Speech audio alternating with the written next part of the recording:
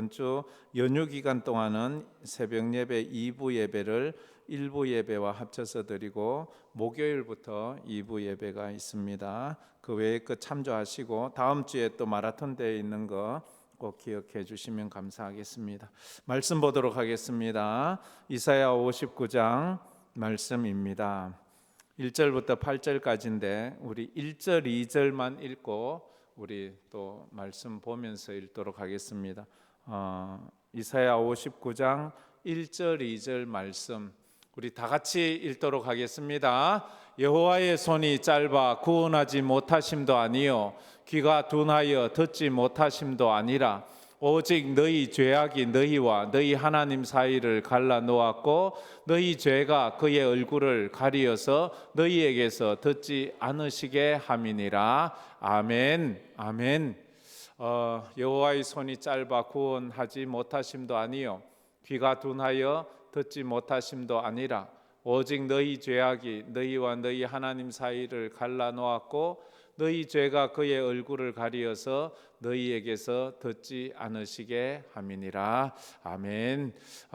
이 말씀만 잘 묵상해도 우리가 또 이 말씀을 전체적으로 알아갈 수 있습니다. 우리 앞뒤 좌우로 한번 인사하고 합시다. 반갑습니다. 반갑습니다. 연휴에 또 은혜의 시간 되기를 바랍니다. 저는 이 오후에 오시는 분들 또 이렇게 금요일 날 오시고 새벽에 오시는 분들 보면 참 할 일도 없다 이런 생각이 듭니다. 그런데 그게 얼마나 복인 줄 알아요? 제가 예수 믿고 나서 제가 할 일이 없어졌어요. 할 일은 하나밖에 없더라고요. 교회 가는 거. 주일날은 아무 할 일이 없어요. 교회 가는 일 외에는 나한테 아무 일이 생기지 않아요. 교회 못 가게 하는 일이, 왜냐하면 일이 없어서 없는 것이 아니라 오늘은 교회 가는 날이야 하고 다른 거 아무것도 안 하거든요. 근데 다른 사람들을 보면요 그렇게 바쁘대요. 뭐 이것도 해야 되고 저것도 해야 되고 이 약속도 있고 저 약속도 있고. 근데 나는 약속이 하나도 없어요. 단 하나, 교회 가는 일밖에 없는 거예요. 아마 여러분도 그런 것 같습니다. 할렐루야. 이게 얼마나 큰 은혜인 줄 알아요? 그래서 늘 저에게 묻는 사람이 있어요. 넌 할 일도 없나? 난 주일날 교회 가는 일 외에는 아무 일이 없어. 그렇게 돼버렸어요. 이게 또 은혜인 것 같아요. 자꾸 옆에서 전화해서 가자, 어디 가자, 뭐 하자 하면 이것도 좀 머리 복잡해질 텐데, 저는 이제 목사가 되고 나니까 더더욱 더 주일날 야 놀러 좀 가자 이런 말 아무도 안 하더라고요. 주일날 뭐 목사 보고 놀러 가자고 할 사람 누가 있어요? 그래서 여러분이 복 받은 줄 믿습니다. 할렐루야. 물론 또 가족끼리 또 이래 모임도 가지고 뭐 해야 되는 건 뭐 충분히 저도 이해하고 그래야지요. 또 가족끼리 모임도 하고 예배도 드리고. 그런데 정말로 주일날 하나님께서 예배 드릴 수 있는 이런 환경을 주신 것이 얼마나 감사한지요. 제가 이사야서 말씀을 이제 거의 40장부터 66장까지 하는데 이제 59장까지 하게 되었어요. 보면 이 위로의 말씀이잖아요. 이게 위로의 말씀으로 들릴 때가 있고 어떨 때 책망의 말씀으로 들릴 때가 있어요. 그런데 책망도 위로가 될 때가 있어요. 책망도. 어떤 책망이 위로가 돼요? 막 이놈의 자식 너 그러면 되느냐고 막 뭐락하고 부모님이 회초리를 들어서 때리는데도 그게 너무 고마울 때가 있어요. 이렇게 나를 꾸중해 주는 부모님이 계신 것이 고맙고, 누가 나를 위해서 이렇게 해주시겠나 하는 마음이 생길 때 또 고마운 거예요. 세상에 여러분에게 야 너 인생 똑바로 살아 이렇게 말해줄 사람이 어디 있나요? 이제 여러분 연세 정도 되었는데 누가 그런 말을 하나요? 아무도 안 하잖아요. 그런데 인생 바로 살라고 하나님이 말씀해 주시잖아요. 너 바로 살아. 그러면 안 돼. 하나님이 해주시잖아요.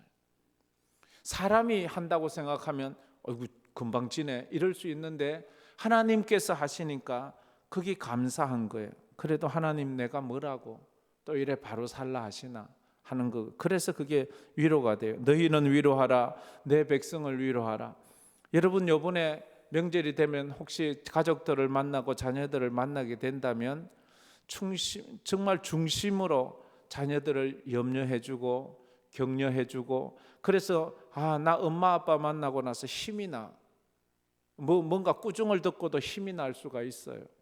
힘을 주는 그런 시간, 잔소리하지 마시고 이 진심 어린 마음, 그런 마음들이 오고 갔으면 좋겠습니다. 삶이 피곤하고 고달파질 때가 있어요. 그러면 어떻게 살아야 될지 모를 때가 있어요. 무엇을 해야 될지도 모르겠어요. 그냥 주저앉아 있을 때가 있어요. 길이 보이지 않거든요. 뭘 해야 될지 모르거든요. 그런데요, 제가 계속 강조하지만 길이 없는 게 아니에요. 길이 보이지 않아요. 그렇잖아요. 방법이 없는 게 아니에요. 방법이 안 보여요. 홍해 앞에서 그래요. 아무리 생각해도 길이 없어요. 아무리 생각해도 방법이 없어요. 근데 주님은 길이 있대요. 방법이 있대요. 아니 어떻게 방법이 있어요? 길이 있어요. 홍해 앞에서 죽어야 되는데, 그리고 죽음 앞에 있는데 하나님은 길이 있대요. 죽는 것밖에 없는데 무슨 길이 있어요? 죽으면 끝인데 무슨 길이 있어요? 근데 길이 있대요. 내가 길이요 진리요 생명이라고 말한대. 우리가 하나님 앞에서 하나님 만나면 전혀 우리가 찾지도, 우리가 생각할 때 없어요. 없는 길이 보인다니까. 여러분에게 그런 위로의 말씀이 있기를 축복합니다. 길이 없는데 길을 찾으세요. 방법이 없는데 방법을 발견하세요. 그게 하나님 주시는 은혜예요. 그게 믿음이에요. 그 믿음만 있으면 홍해로 들어가. 홍해에 길이 있네. 들어가. 옆에 사람이 보면 너 미쳤어? 그거 왜 가? 너 미친놈 모양이야. 그런데 하나님은 거기에 길을 주셨잖아. 거기 들어가서 살았잖아요. 그게 믿음이에요. 방법이 하나도 없어요. 아무것도 없어요. 그런데 하나님은 길이 있대요. 예배 드리래요. 예배 드린다고 무슨 일이 나요? 뭐가 있어요? 그런데 예배를 드리래요. 그게 길이래요. 그런데 예배를 드리니까 하나님이 길을 보여주시는 거예요. 남들은 이해를 못해요. 남들은 알지 못해요. 기도하래요. 기도하면 된대요. 기도하니까 하나님이 길을 보여주시는 거예요. 이해할 지 없지만 그 당신은 모르지만 돌아서서 생각해 보니까 아찔하게 내가 저 길을 어떻게 걸어왔지? 내가 저 길을 어떻게 살아왔지? 이스라엘 백성들이 바벨론 포로에서 길이 없어요. 방법이 없어요. 다 죽어야 돼요. 민족이 없어져야 돼요. 그런데 하나님은 길이 있대요. 방법이 있대요. 여호와만 바라보래요. 여호와만 바라보래요. 그런데 돌아와 보니까 진짜 자기들이 다 구원을 받아 이스라엘 백성들이 예루살렘에 와서 있는 거예요. 기적 같은 일이 일어났는 거예요. 그런데도 위로받지 못하는 사람이 있어요. 위로받지 못하게 하는, 하나님의 말씀이 들리지 않게 하는 그게 뭔지 알아야 돼요. 자신들의 겪고 있는 삶이 너무 힘들고 고난이 너무 무거우면 하나님 말씀이 귀에 들려오지 않아요. 그러면 위로의 말씀이 위로가 되지 않아요. 길을 보여주는데도 길이 보이지 않아요. 왜? 내 상황만 보니까. 자꾸만 그래서 우리가 여기서 훈련을 해야 돼요. 내 상황을 보지 말고 하나님을 바라보는 거예요. 이게 쉽지 않아요. 십자가 바라보는 거예요. 그리고 믿음의 사람들이 어떻게 살았는가를 보는 거예요. 지금까지 우리 인생을 남의 인생 보지 마세요. 여러분 자신의 인생을 한번 보세요. 여러분 자신의 인생이 50이든 60이든 70이든 80이든 여러분의 인생을 한번 돌아보세요. 많이 어려운 점 한 번도 어려움 없었나요? 다 어려움이 있었지요. 정말 죽을 것 같은 고통스러움도 있었지요. 몇 날 며칠을 눈물로 지새운 날도 있었지요. 그 문제 어떻게 됐나요? 지나왔잖아요. 아직도 그 문제에 묻혀 있는 사람이 있나요? 다 지나왔잖아요.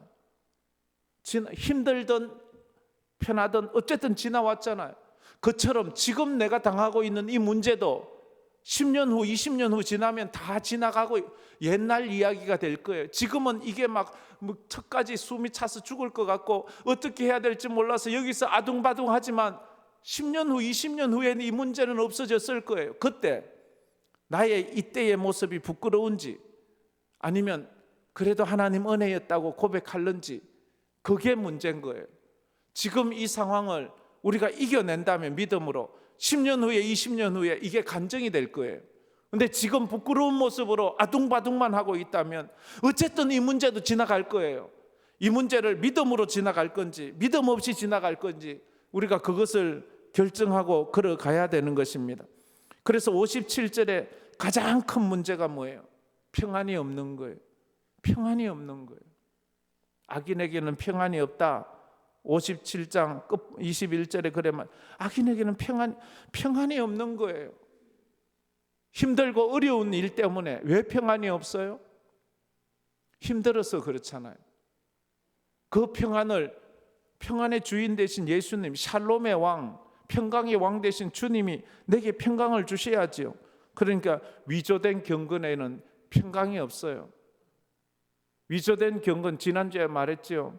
거기에는 능력이 없어요. 위조 지폐는요, 가치가 없어요. 능력이 없어요. 위조 지폐는 물건 살 수 없어요. 위조된 경건으로는 하나님 앞에 인정받지 못해요. 경건의 모양은 있으나 경건의 능력은 없어요. 그게 위조된 거예요. 위장된 거예요.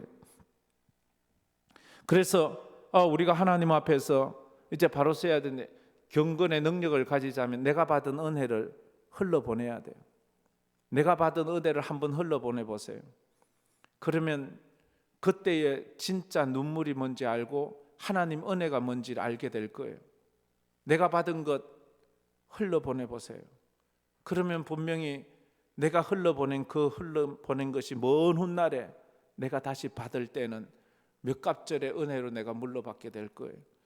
그게 하나님 주시는 은혜. 그래서 이 잘못된 금식을 지난주에 말했죠. 58장 금식을 했느냐? 그럼 금식하며 굶었던 그 음식이 네 것이 되지 말고 그 음식을 흘려보내. 가난한 사람들에게, 배고픈 이웃들에게. 그런데 우리는 금식을 하고 어때요? 남은 그거 내가 또 가지고 와서 내가 먹잖아요.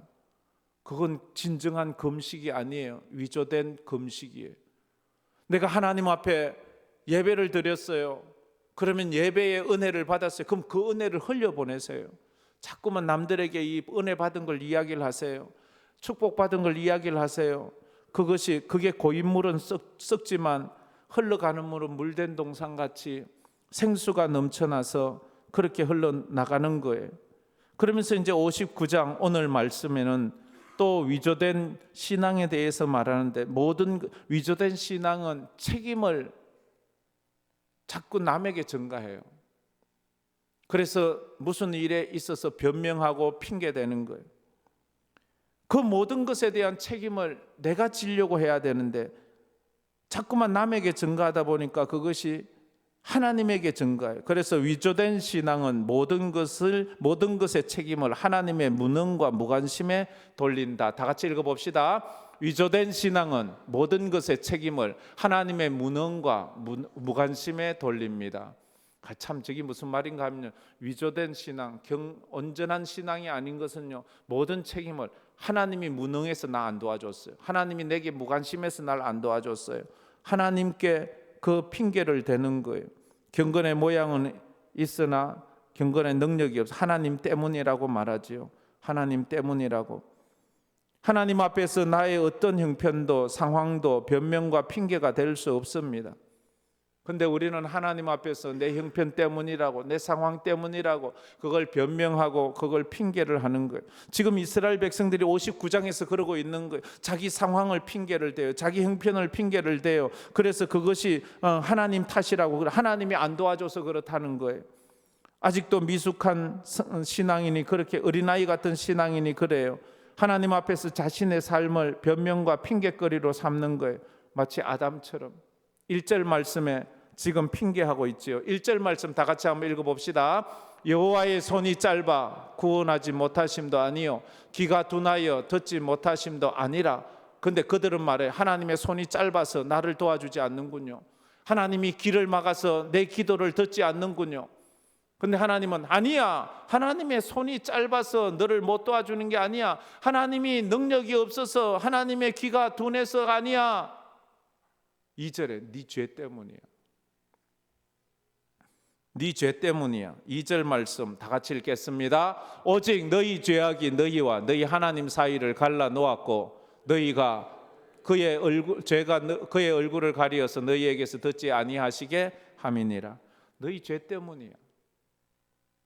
근데도 우리는 내 죄라고 말하지 않고 하나님 때문에, 아니면 누구 때문에, 부모 때문에 그렇게 말하는 거예요.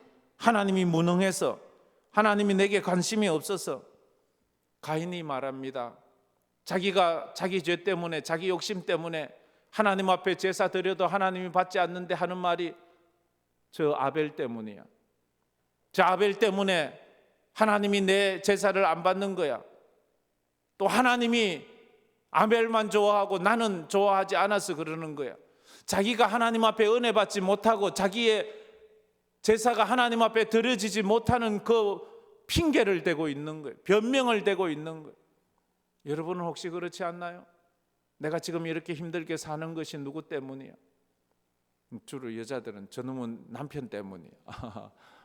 이럴 때도 있고, 어떤 사람은 뭐 또 다른 핑계도 대. 저놈은 자식들 때문이야. 뭐 이럴 때도 있고. 뭐 그럴 수도 있지요. 하도 속상해서 그런 말 하겠지요. 그러나 이제는 우리가 가만히 봐, 내가 가인처럼 아벨 탓하고 있지는 않은지, 자신이 힘들고 어려운 것을 부모 탓, 형제 탓, 아니면 정치 탓, 아니면 누구 탓, 뭐 저 트럼프 탓, 뭐 이렇게 하는 경우가 많잖아요. 하나님과 우리 사이를 갈라놓은 장애물은 환경이 아닙니다. 우리 죄 때문입니다. 진단이 올바라야지 처방을 올바로 할 수 있습니다. 의사가 오진을 해서 잘못 판단을 하면 약이 엉뚱한 게 와요. 그러면 안 되잖아요. 진단이 발라야 돼요. 내가 영적인 내 진단이 발라야 돼. 내 지금 삶이 이렇게 힘들고 어려운 것이 진짜 내가 원망하는 그 사람 때문인가? 저 사람만 없었으면 내가 좀 편하고, 저 사람만 없었으면 내 목회도 좀 편하고. 그게 아니에요. 내 죄 때문이에요. 내가 부족하고 내가 어리석어서 그런 거예요. 가끔은 우리 동기 목사님들 중에서 벌써 은퇴하시는 분이 있어요. 연세가 많잖아요. 뭐 신학교 동기지만 나이는 저보다 많잖아요. 그런 분들이 가끔은 많이 힘들 때 그런 말을 하더라고요. 내가 누굴 잘못 만나서, 내가 어떤 성도 잘못 만나서 막 이렇게 얘기하는 것을 들어본 적이 있어요. 하도 속상해서 그러겠지요. 그러나 그게 꼭 그 사람, 하나님은 그런 사람을 통해서 정신 차리라고 했을 수도 있잖아요. 그런데 그걸 핑계 삼으면 안 되죠. 교회에서도 우리 서로가 난 이것 때문에, 난 저것 때문에. 아니요, 내가 믿음이 없어서 그런 거예요. 나는 누가 꼴 보기 싫어서 뭐 안 해. 그럼 누가 손해예요? 자기 손해지요. 하나님의 교회에 그분이 안 도와준다고 안 되나요? 그런 거 없어요. 하나님이 다 하세요. 그런데 내가 내가 예배 안 드리고, 내가 기도 안 하고, 내가 봉사 안 하고, 내가 섬기지 않으면 내 손해지요. 누구 남 손해예요? 아니요. 지금 이스라엘 백성이 지금 그러고 있다고요. 그걸 깨달아야 돼. 그래서 하나님 앞에 바로 서려고 무진 애를 써야 돼. 아담이 그랬잖아요. 하와가 그랬잖아요. 아담아, 너 왜 선악과 먹었어? 저 아담 때문에 그랬죠. 하와 때문에 그랬죠. 하담아, 너는 왜, 하와야, 너는 왜 먹었어요? 저 사단이 먹으라고 그래서 그렇지요. 우리가 하나님 앞에서 내 죄입니다, 나의 잘못입니다, 내 탓입니다. 참 이거 말하기 힘들어요. 자존심이 강한 사람일수록, 완벽주의 사람일수록 이 말하는 게 참 어려워요. 남들 앞에서 그 모습으로는 할 수 있지만 진심 어린 마음으로, 그래서 눈물 짜고 가슴 칠 정도의 진정한 자기를 치면서 다윗처럼 회개하는 것, 그거 쉽지 않아요. 진짜 하나님, 나 때문입니다. 우리 자녀들 저래 된 건 나 때문입니다. 하나님, 이 나라가 이래 된 건 나 때문입니다. 이런 것들을 우리가 진짜로 진한 눈물을 흘리는 거, 그렇게 하나님 은혜가 아니면 안 되는 거예요.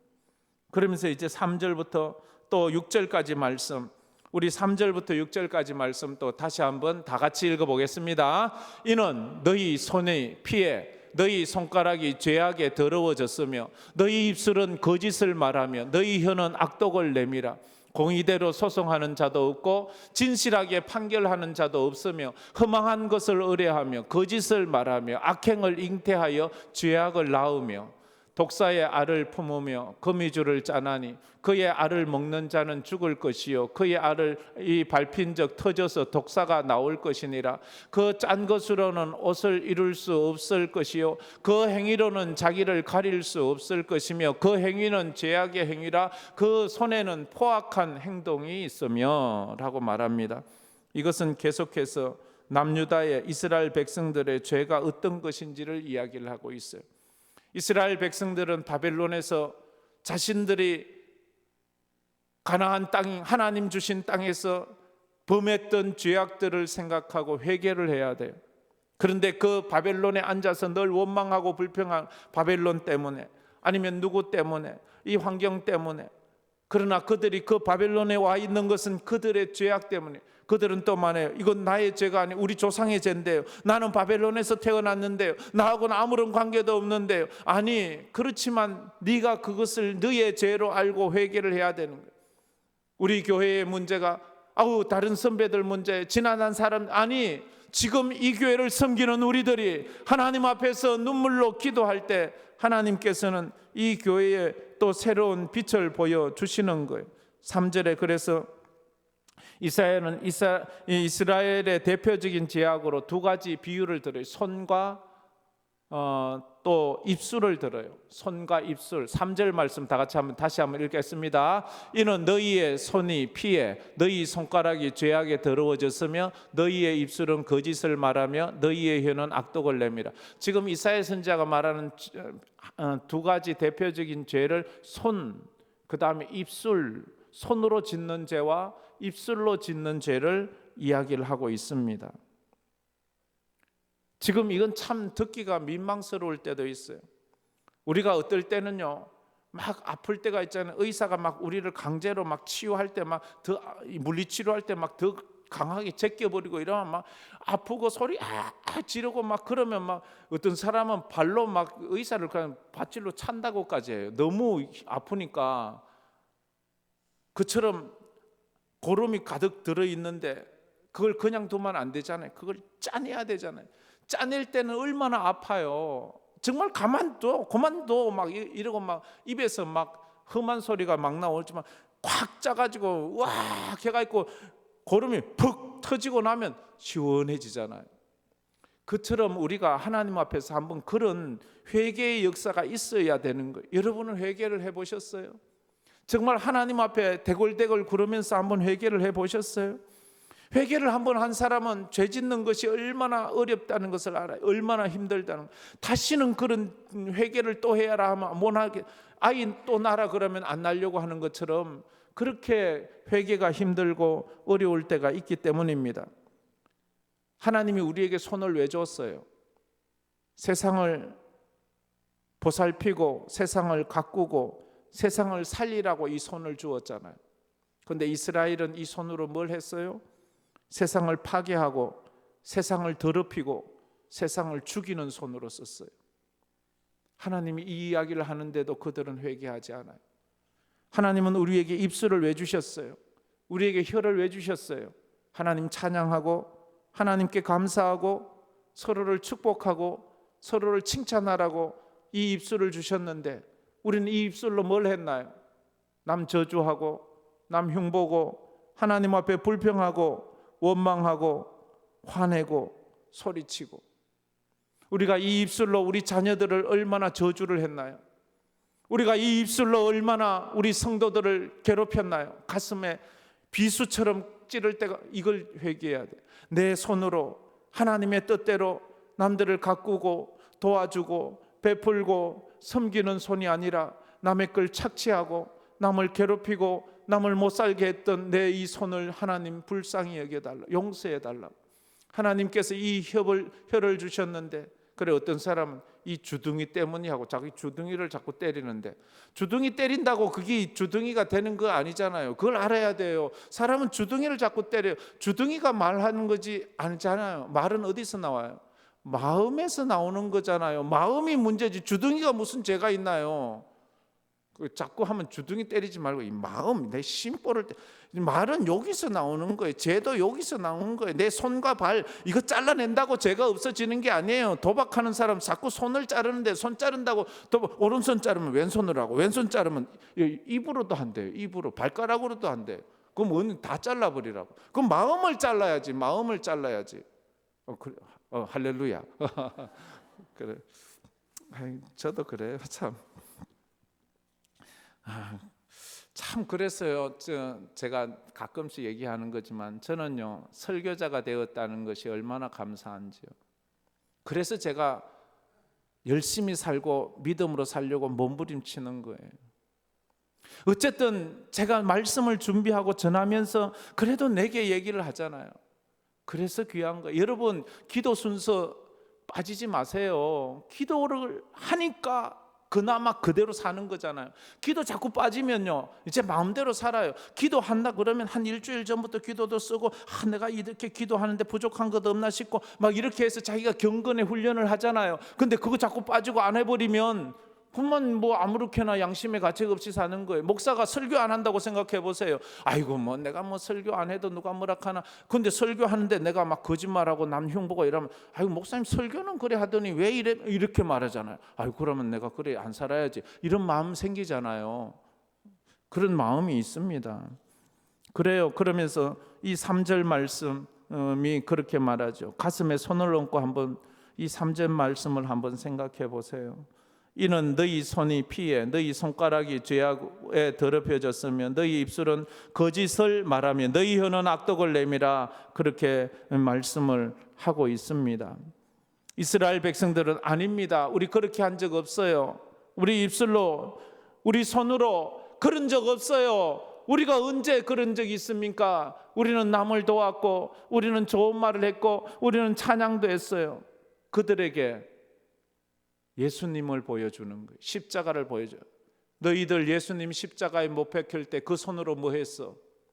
채찍질하고 예수님 손에 못 자국 못 박고 예수님 옆구리에 창 찔른 거 그거 너잖아.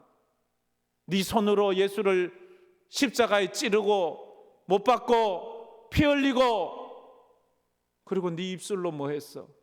예수를 저주하고 예수를 조롱하고 네가 메시아하면 네 자신을 구원하라고 비난했던 그 입술이 바로 너의 입술이 아니냐? 바로 우리가, 바로 내가 예수님을 십자가에 못 박을 때 내 손으로 내 입으로 예수를 십자가에 못 박으라고 고래고래 소리친 것, 우리는 내가 아니란 말하지만 내가 그 죄 가운데 속해 있다는 것을 우리는 고백해야 합니다. 그러면서 4절 말씀에 나라의 법이 다 무너졌다고 말합니다. 4절 다 같이 읽어보겠습니다. 공의대로 소송하는 자도 없고 진실하게 판결하는 자도 없으며 허망한 것을 의뢰하며 거짓을 말하며 악행을 잉태하여 죄악을 낳으며. 저것은 불의한 재판, 공의로운 재판이 아니라는 거죠. 사법권이 무너진 거예요. 나라의 법 질서가 무너지면요, 나라가 무너지는 거예요. 사법권이 무너지면 나라가 무너지는 거예요. 공의가 무너지는 거잖아요.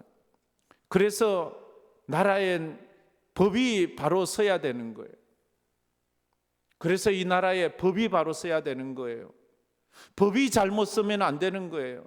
재판이 어그러지면 안 되는 거예요. 힘 있다고 봐주고 돈 있다고 봐주고 뭐 한다고 봐주고 그러면 법 앞에는 만인이 평등해야 되는데 그러면 안 되잖아요.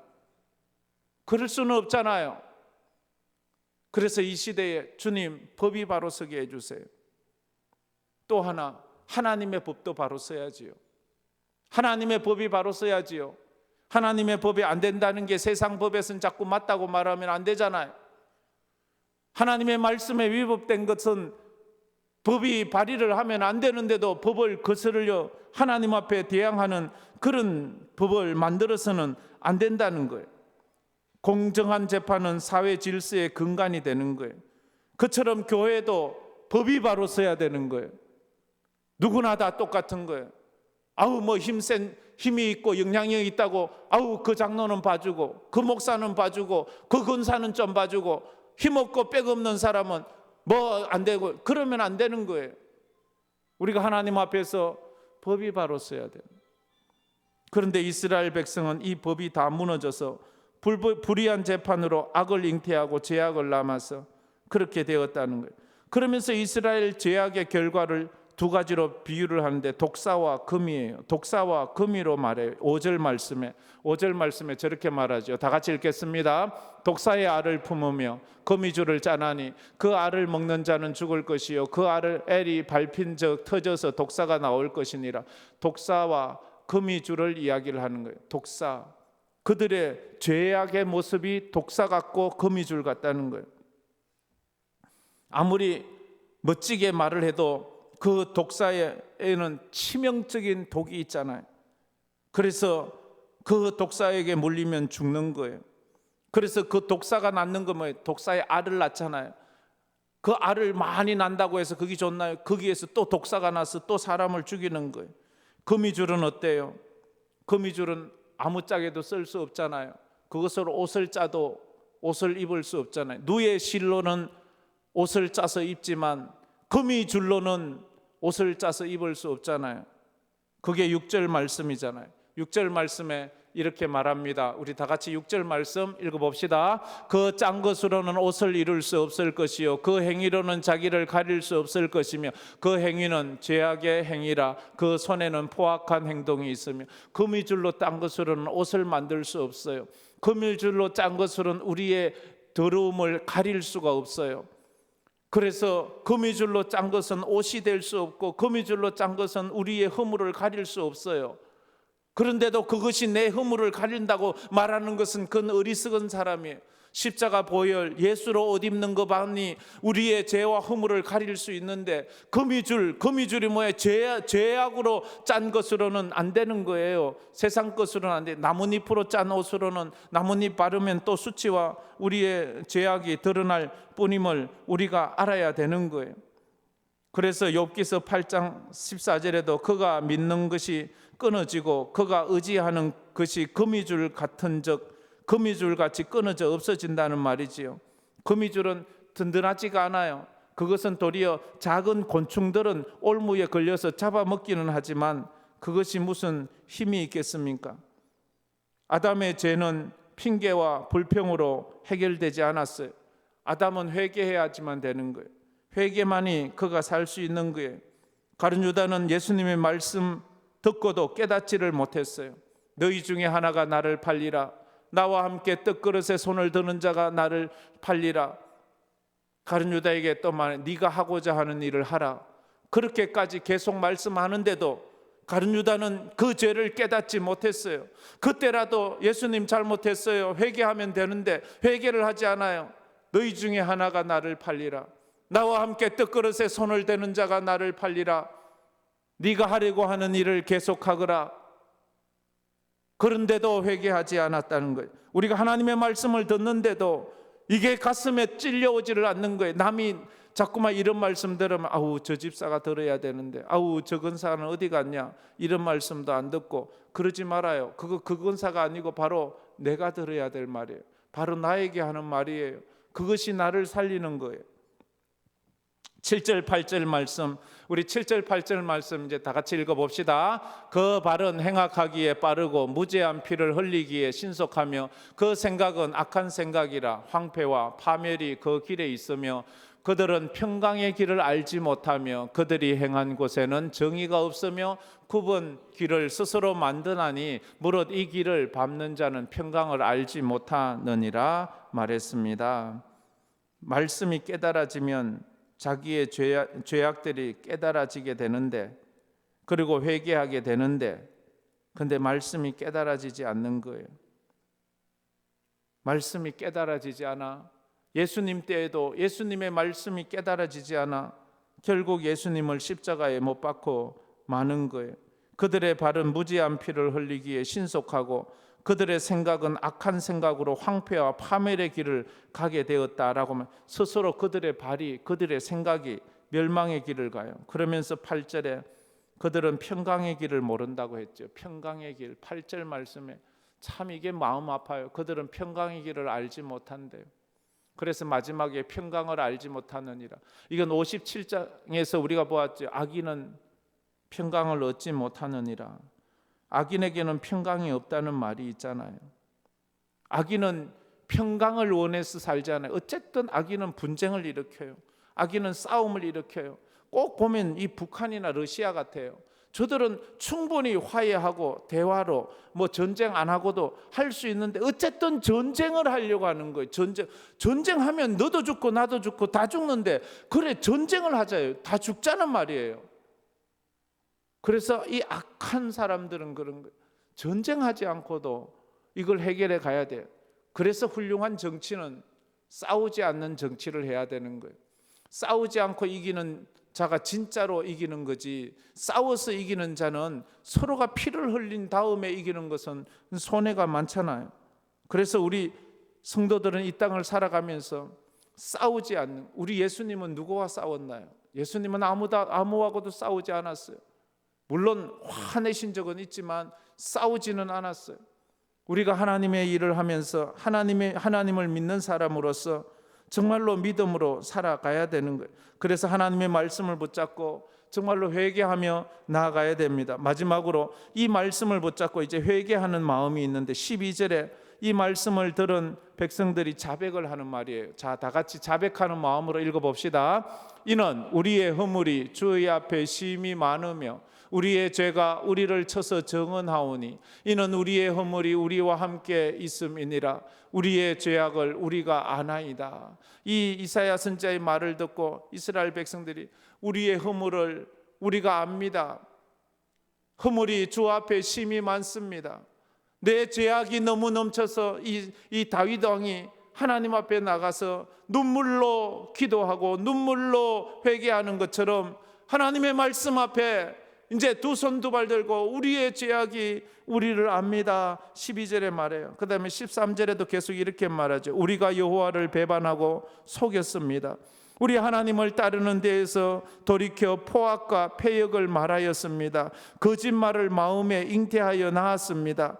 정의가 뒤로 물리침이 되고 공의가 멀리 섰었습니다. 성실이 거리에 엎드려지고 정직이 나타나지 못하게 하였습니다. 자기들이 회개하는 거예요. 정직하지 않게 살고 공의롭지 않게 살고 패역하고 포악을 따라 산 것, 하나님을 따르지 않았던 그런 죄들을 그렇게 회개하게 되었어요.